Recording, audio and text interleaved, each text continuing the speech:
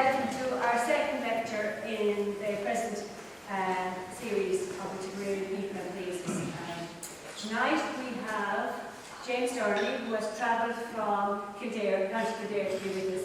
Although James has some Tipperary connections, his mum, he tells me, where's his grand? My grandmother was from Tipperary. She came up to work in Lawler's Hotel in Naas Local, which was probably like getting a job in the GPO at the time. So she arrived in the 1930s. But sadly, she died in childbirth, so I never got to know her, my mother and that. So, but she was Kathleen Ryan from Feather. So I was trying to trace Ryan in Tipperary.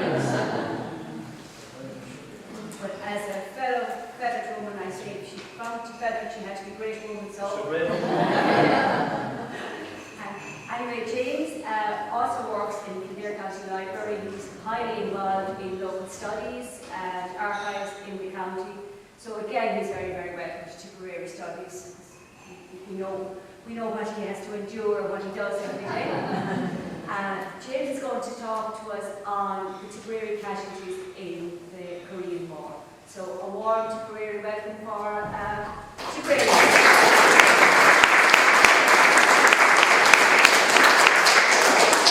And you would wonder why Tipperary casualties in the Korean War, why not Kilkenny or why not Galway or anything. But coincidentally enough, Tipperary had a high amount of casualties in the Korean War, probably higher than most counties, apart from those in Northern Ireland who would be directly involved with the British Army. But they had 5 killed in action in Korea and about the same amount taken prisoner as well, which is a lot higher than most counties. So that was what really drew my attention to this talk on Tipperary casualties in Korea. Now, I've written 2 books on the Irish involvement in the Korean War, and the first one was The Far Side of the World, which was published around 2005. There's still a few copies of it available. And then the newer one, Irish Casualties in the Korean War, which was only launched this year with the support of the Korean Embassy, where we tried to get a definitive list of the Irish killed in the Korean War and those taken prisoner. Both books are available for €10 each on a special recession muster price, of course. It would usually be more than that, but just for tonight, they're on a special offer. Korea, as we know it now, the 38th parallel was where the dividing line was between North and South Korea. This is the border, which was really where the war finished in July 1953. The country was occupied by Japan from 1910 to 45 and it practically enslaved the whole nation of Korea. It used the men for labourers, Korean labourers throughout the war. It used a lot of the women for comfort women to bring it to a lower level as prostitutes really for the Japanese army. So the country suffered terribly during that whole period from 1910 up to 1945. Any dissent, of course, was ruthlessly crushed. But after World War I, the Americans came in from Japan this direction and the Russians came down here. They occupied North Korea above the 38th parallel and the Americans occupied South Korea below the 38th parallel. The UN said that there was going to be elections in 1948, but of course the Russians were looking for spheres of influence and they wouldn't allow any elections above the 38th parallel. There was elections below and a democratic government was elected. Today South Korea is a vibrant democracy with the 11th largest economy in the world. Then it was a poor country, very, very poor country, known as the Hermit Kingdom and the land of the morning calm. It was a beautiful, peaceful people, often referred to as the Irish of the Orient. They were very like the Irish, they were very simple at the time. You can see the Korean hut era, and it was usually heated by human fertilizer. They would have pipes running through the house and a fertilizer pit underneath the floor of the house, and this is what gave the hut its heat. Everything else, and all crops then were human fertilizer was used on all the crops as well. A lot of the soldiers said you could actually smell Korea before you arrived there. When the stick their noses up and say, we're near Korea. The hills of Korea, and it was continuous hills and mountains, and its legend was over the mountains, more mountains. It was around 600 miles long and 135 miles wide, and it's about the size of Britain. Here we can see the landscape, flat and then mountains, and they say if you rolled out, flattened out all the mountains, it would probably cover half the world. Well, on the 25th of June 1950, after many border incidents, the North Korean People's Army, armed by Russia, and with the tacit approval of Stalin, who did not think that America would actually intervene, invaded across the 38th parallel. Within a month, the North Korean blitzkrieg had swept over most of South Korea. This is the North Korean People's Army armour. This is a T-34 tank of World War II vintage in Seoul. All their weapons were supplied by the Russians. The first Irish casualties were missionaries from the Columban Fathers. 7 died from ill treatment and murder. Anthony Collier on our left here from County Louth, and Patrick Riley from Westmeath was killed by the North Korean People's Army in the first week of the invasion. Of course, the North Koreans were communists and they didn't believe in religion at all. Some of the Irish missionaries that we came across, they didn't know the difference between English, British, Irish, Scottish, American or anything. They thought everyone was American. If you were white, you were American, and you were anti-communist. So they killed the priests, most of them that they came across. Some of them were sent then to death camps. But the UN Security Council condemned the invasion and authorised a multinational force to combat the aggression. This was the first war of the Cold War, and the first time that the UN, this UN mandate that had been introduced during World War I, was to be actually used. The first UN troops to arrive in Korea were American and Australian troops from Japan, who were on occupation duties. The American troops were soft, undertrained, poorly equipped. They were no match for the hardened North Korean People's Army. A lot of the North Koreans had fought with the Chinese communists in the Chinese Civil War, so they were battle-hardened troops. The Americans that they met in Korea for the first time were very soft. They hadn't done any fighting. Most of them were just conscripts that were in after the Second World War. Very few of them were veteran troops. And they were used to the soft duties of Japan, getting their boots shined, getting their belt buckles shined by people, Japanese people for money. A lot of them were living with Japanese women and all. They had a great handy time. And the Americans had the atomic bomb. They didn't think that they were ever going to have to fight a ground war again. All they had to do was appear with an atomic bomb, frighten off anyone, and that was it. But when they arrived in Korea, then they discovered how ruthless the North Koreans were. And they did not have much time for prisoners. They didn't have the facilities to look after prisoners either. But the murder and mistreatment of US captives, and we can see one here, tied up with his hands tied behind his back, shot in the back of the head and just dumped in the ditch. It strengthened the Americans' resolve. They decided then that there was no point in surrendering because these guys weren't going to take prisoners, and that they were better off to fight and die rather than surrender and be tortured or murdered. This is John Hawkins from Wexford, and Tommy Sinnott from Wexford then as well. This is as they arrived in Busan. This is the southern port in Korea. They were with the Australians who were on occupation duty in Japan at the time. And John had been in the Irish Army during the emergency. He went over to England to work then, and there wasn't much work there, so he headed off on the £10 system which was that the British government gave you £10 to leave and go and settle in Australia, and he headed off to Australia. When he arrived in Australia then, he didn't find much work, so he joined the Australian Army. He was in Korea then on occupation when the war broke out, and they were some of the first troops that were rushed to defend the South Koreans. The Americans were the first to go in, and then the Australians, and then the British came in afterwards. This is John getting his first haircut in a couple of months from a Maori, an Aborigine Australian soldier. The South Koreans pushed the North Koreans pushed the South Koreans and the Americans right down to the tip of South Korea. And this is where that port area was, the Busan perimeter was known as. And this is where American and other unions were hemmed into a small square piece of land. And this is where they were building up their troops for the breakout. They were going to break out and push the North Koreans back. There was to be no retreat. There weren't going to, there was going to be no Dunkirk. They weren't going to leave Korea. This was the high water mark where the UN would either win or lose in Korea. So they couldn't go any further. They had their backs to the sea, and they built up their troops there as they held off the North Koreans. But MacArthur had planned this great sweep behind the North Koreans, and he comes in at Incheon. He lands the US Marines at Incheon, so you can see them here going over the landing craft and attacking at Incheon.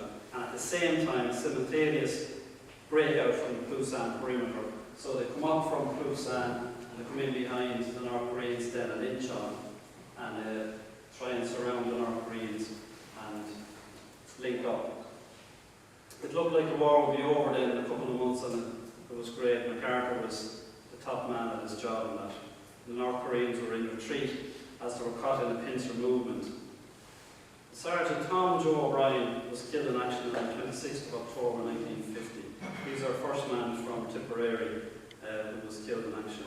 The circumstances of his death are vague, and his body was never found. He was posted as missing in action, but officially he was killed in action.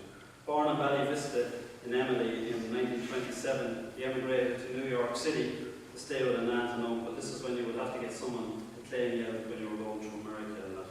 After a time, he joined the US Army and was awarded a Bronze Star for leadership and gallantry in the Busan fighting. So he's a sergeant at this stage, so we know that he was a kind of veteran soldier. He's been in action the whole time he's been in Korea. He lands with the 25th Infantry Division, and he's attached to the artillery. So he's killed as the breakout from the Busan perimeter heads north towards the 38th parallel. As the UN forces reached the 38th parallel, that border that we know of, MacArthur decided to go straight across and unite Korea by force. He had kind of approval. It's debatable whether he was given the go-ahead.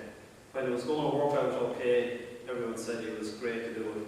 When the Chinese come in, the Chinese sent 250,000 men across the Yalu River and chased the UN troops and American troops back.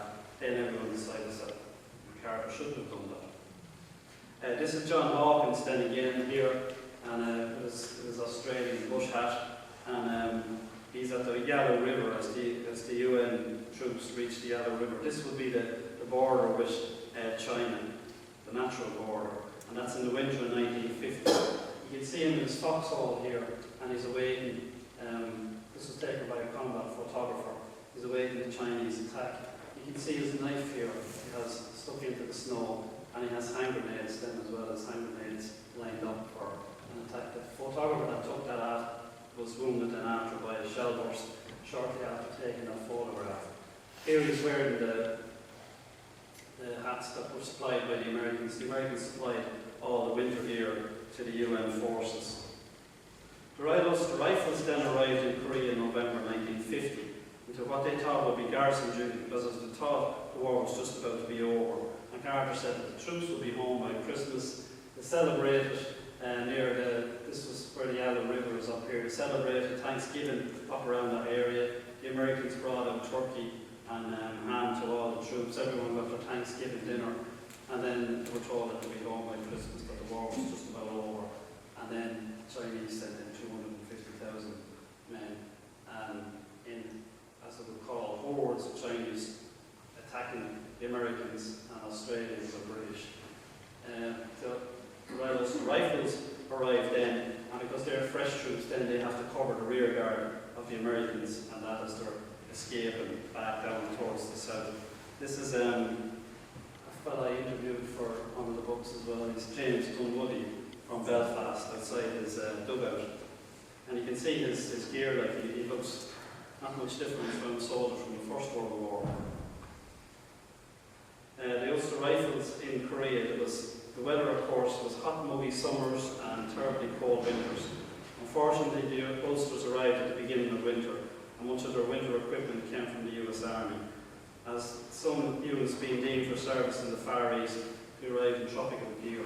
A lot of British troops, some of them went as if they were going to the Far East, like if they were going to Singapore or Malaya, and they discovered that Korea is not a bit like that at all. The winters there, their winters are Siberian winters that come down from North Russia. Again, as I was saying, 250,000 Chinese troops attacked across the Yalu River in late 1950, and by 1951 they had retaken Seoul, the capital of South Korea. On the 1st of January 1951, the Communist People's Liberation Army launched the New Year offensive, and in the Battle of Happy Valley, the Royal Ulster Rifles suffered 157 men killed, wounded and missing. The Chinese were supposed to be volunteers, but were not officially at war, so it was a volunteer army, and the Chinese government said that they had nothing got to do with it. These were just people defending their own area. And a lot of the Chinese were told that they were still in China, that they weren't. They didn't even know they were in Korea half the time, because a lot of them were very illiterate peasant soldiers, great fighting men and that, but they weren't educated that often. They didn't actually know sometimes where they were. They still thought they were in China, and that the Americans had actually invaded China, and this is what they were doing, was just pushing them back. This is John Buckley from Monster Evan in County Kildare, and Sergeant Lawrence Cabinet from Hollerton in County Carlow. Both these were in the Royal Ulster Rifles and were captured in the Chinese New Year offensive. The two were some of the most obstinate prisoners the communists had taken. Cabinet died from ill treatment because he would not cooperate with the communists. He was a former Irish Army soldier who had joined the British Army after the Second World War and then ended up in Korea. John Buckley only died there about maybe 2 or 3 years ago. He suffered an awful lot of post-traumatic stress from his experience, 2.5 years in a POW camp where he was tortured and beaten by his Chinese captors because he wouldn't convert to communism. The idea was that he would try and convert any of the Westerners to communism, and it did succeed with a few, but of course none of the Irish were very strongly Catholic in that, and were not going to change their religion. At the Imjin River then, on the 23rd of April, the communists launched their spring offensive, hitting the British lines at the river crossing. The King's Royal Irish Hussars, the Ulster Rifles and the Gloucesters were particularly badly hit, the Gloucesters being virtually wiped out. 17 Irishmen were killed in action, including 2 from Tipperary. And here we see a Centurion tank of the King's Royal Irish Hussars, which was knocked out in action. The Battle of the Imjin River, where UN forces fought against overwhelming odds but held their overall line, denying the Chinese the capture of Seoul. Seoul had been captured and recaptured 3 or 4 times at this stage, and this was the prize for which the Chinese had gambled and lost. Both sides were exhausted and neither was able to achieve victory, and the Korean War now settled down to a stalemate. Again, we can see the positions of the Royal Ulster Rifles here, and then there was a Belgian company then as well. The Gloucesters were here in Gloucester Hill, and these were annihilated. 700 men were killed, captured or wounded, and the Gloucesters ceased to exist after the battle. They were given the title the Glorious Gloucesters. That was after this action. John Shaw, in the Brentwood Carrier, was born in Sallins in County Kildare and joined the Royal Ulster Rifles in 1949. He sent me this photograph, both these photographs, and Royal Ulster Rifles received reinforcement drafts from the Royal Irish Fusiliers and the Royal Enniskillen Fusiliers at the time. Sammy Robinson is standing on the left, John Shaw at the front, and Tipperary men Dan Marr, who died as a POW, and Con Goldsborough on the right. This is from John's memory now, that it might not be entirely accurate, as I've been told earlier. It could be, this could be Con Goldsborough there that I was told, and this is Dan, that's Paddy Marr, as far as I know. You can correct me on these. We have Dan and Paddy Marr as well. Despite both being from Thurles, they were not related. Dan was killed in action, though other reports said he died as a POW. And Paddy from Innisfallen Avenue, Thurles, was captured on the 25th of April and remained a POW until the end of the war. And this is a group of Ulster Rifles. Again, Dan Marr from Thurles, captured or killed at the Battle of Imjin River, and Connie Goldsborough from Thurles as well, killed in action at Imjin. And Connie and Dan have no known graves, so they're the bodies were never found to be verified where they were killed or whether he was killed in action or died as a POW later on. Some say that he died in the Death March, some say that he reached POW camp and then later died. This is the unveiling of a memorial to the fallen Ulsters in Happy Valley and Imgin River in 1951. The 8 Royal Irish Hussars also fought here. Hundreds of Irish were killed or captured at Happy Valley and Imgin River battles in January and April 1951. And we see Lieutenant John Moe kneeling on the left. This is probably the last major battle that Irish troops have been involved in. And even though maybe the Congo and that might be something close to it, it's quite possibly the last time we will ever see Irish men in such abundance in a battle. And where things are working out, we might never see the British Army in a battle again after Afghanistan as well. So the world is completely changing now, so thankfully we might never see any more Irish casualties involved in wars. So the Korean front line from 1951 to 1953, the line settled along basically the 38th parallel where it had started in June 1950. 3 years later, it ended up practically in the same area.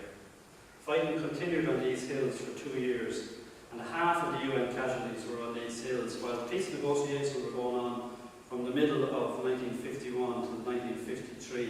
Fighting and dying continued on these hills, and for little gain. There was nothing really gained, just a position changed hands.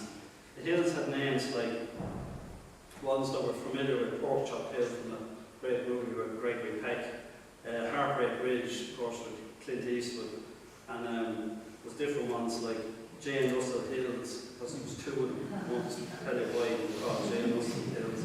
But there was other ones like the Big and Little Horn, and there was T-Bone, Old Baldy, and Nevada, the Berlin was another one, the Hook, and all these Jackson Heights then named after a place in New York City. But this is where all the fighting, the hills of Korea, this is where all the fighting went on for the next 2 years.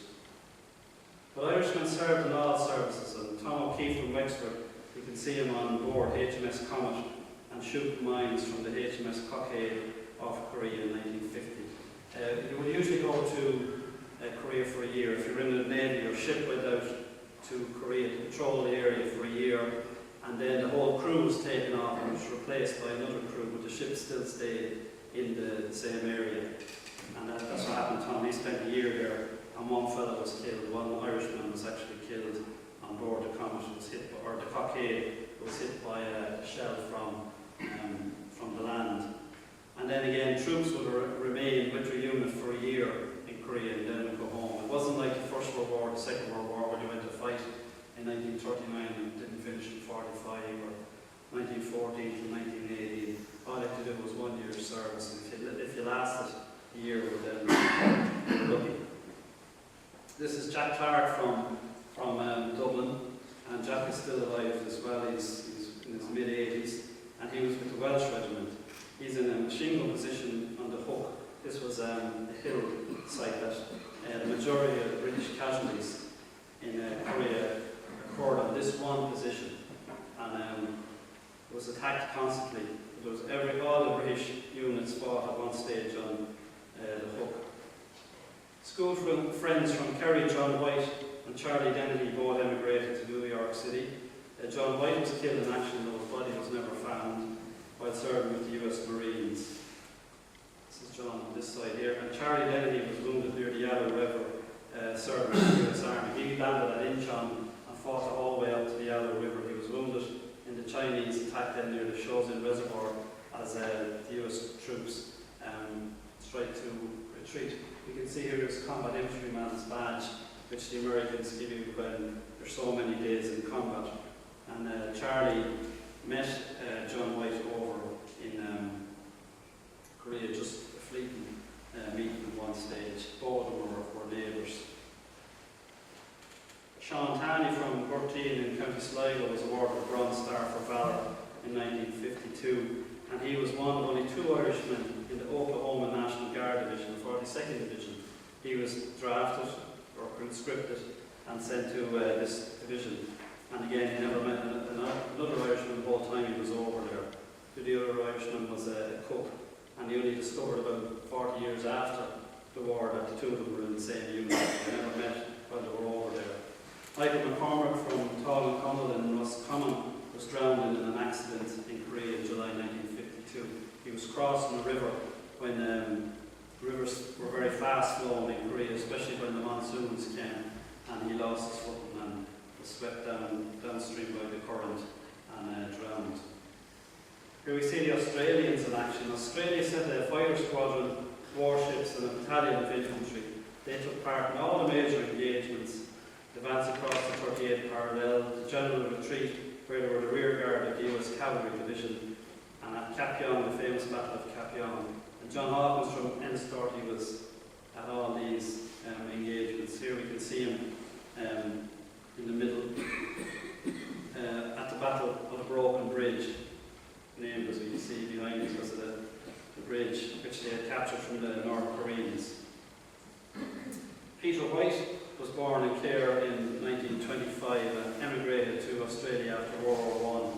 He worked as a labourer in Maidstone, Victoria before enlisting for service in Korea in 1951. So he actually enlisted to go and fight in Korea. There was something what they called the K-Force, and anybody that enlisted knew they were going to Korea. So he again was, and I think he was an ex-Irish Army soldier then as well. He was in Korea in 1952. He was positioned on Hill 355, or as the Americans called it, Little Gibraltar, and he was with the 3rd Australian Regiment. And this is Little Gibraltar because it probably resembled Gibraltar in some way, and it was the highest hill for kilometres around that made it very important. So if they had a position that could overlook the Chinese, they would want to take it. And if the UN had a position that the Chinese overlooked, they would have to take that as well. So they wouldn't be able to look down on one another. So it was all these little strategic battles that went on. And of course, the Little Gibraltar was the scene for several battles as the communists tried to wrest it from UN control. British, Australian, Canadian and US troops variously occupied this strategic position. The Americans might hold it for a couple of months, then hand it over to the British, who held it for a few months and handed over, and vice versa the whole time. And Paddy Hawkins was a brother of John then, was in the Royal Australian Regiment, and he was wounded in no man's land in 1952. He's seen here on R&R Leave, you see him there, in Japan. He served in the same regiment as Peter White, and we're not sure whether ever met, but Paddy is still out in Australia. He stayed in Australia and lives in North Queensland or something in Australia now. Well, on the night of January the 13th to 14th, 1952, a 15-man patrol, which included Peter White, set out to capture a prisoner from the Chinese lines. The Chinese were waiting for the patrol, and in the ensuing firefight, Peter White was mortally wounded. Ron Shennon was killed, and Private Eric Donnelly was picked up. He was wounded as well by the Chinese and held as a POW until April 1953. In April, all the wounded prisoners from both sides were exchanged in an operation which they called Little Switch, which was the handing over of prisoners, while in July and August of 1953, the majority of prisoners were handed over in an operation called Big Switch. Corporal Michael Hayes from Carrick-on-Shore was killed in action serving with the 1st Leicesters in March 1952. He had joined the British Army in 1948 and soon after went overseas with the Leicesters. He was 2 years in the Far East in different places like Singapore and India before being sent to Korea. And then he was tragically killed. This is a list of Irish POWs which was published in the Irish Independent in December 1951. It wasn't until around December that people actually knew these guys that they had thought had been killed in action were actually prisoners of the communists. And the Chinese eventually announced in December that they held all these men. They held a couple of thousand of men, of course, but they never told anyone. And everyone assumed that anyone that was missing in action in the Battle of Happy Valley in January 1951 or the Imjin River in April 1951, that they were dead. But then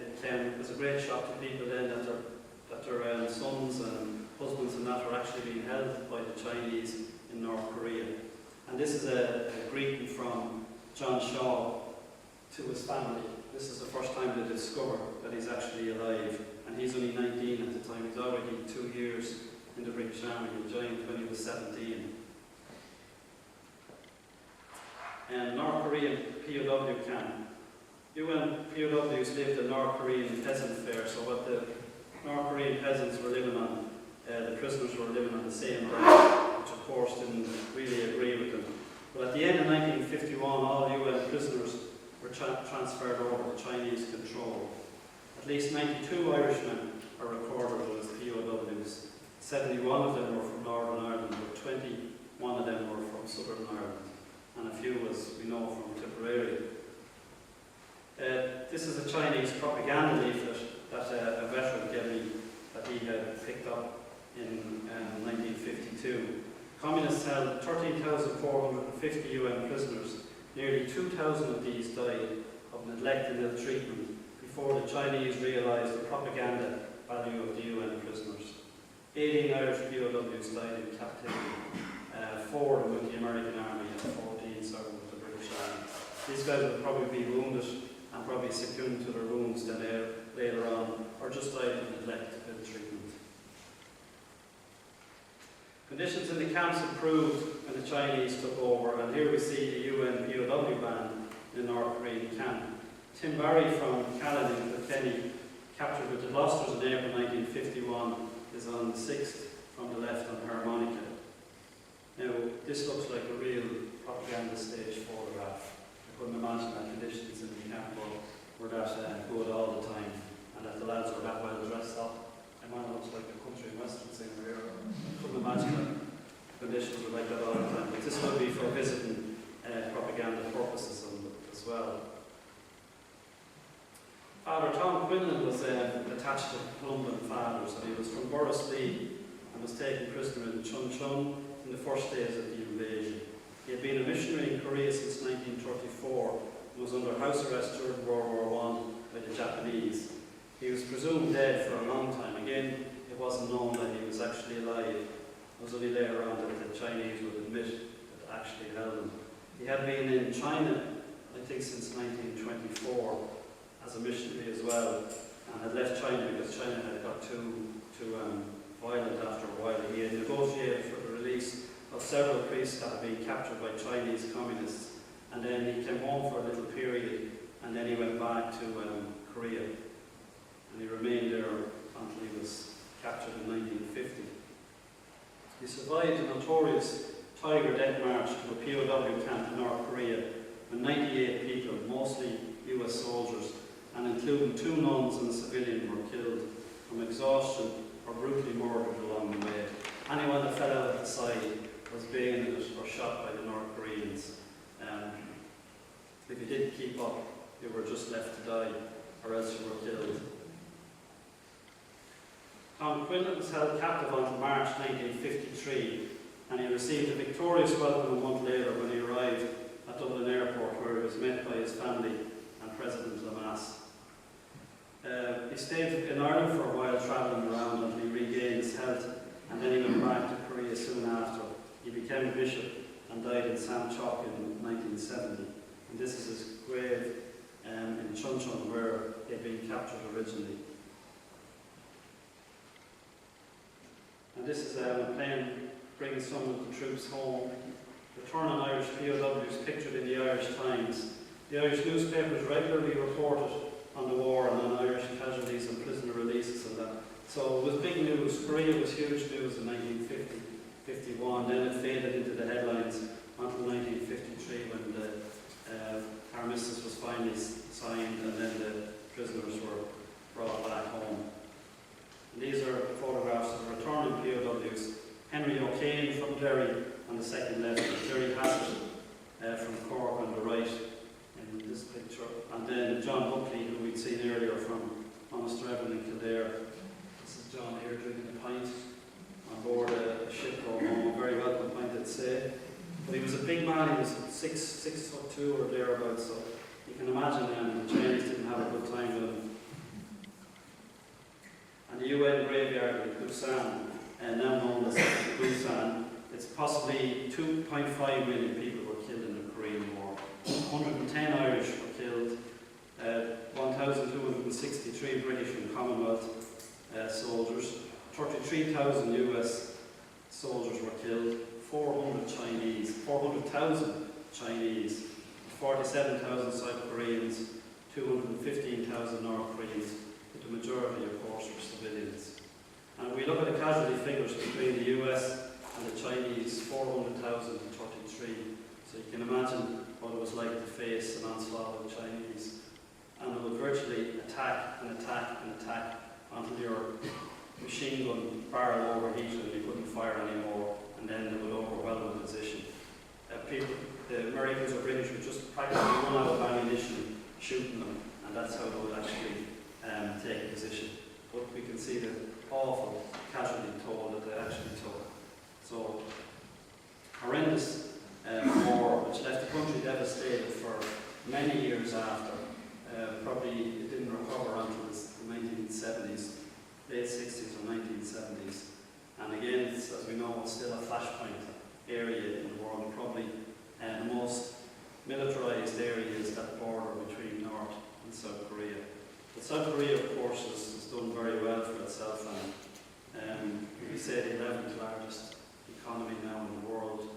They had a bailout a couple of years ago as well, and so things have turned around for them considerably.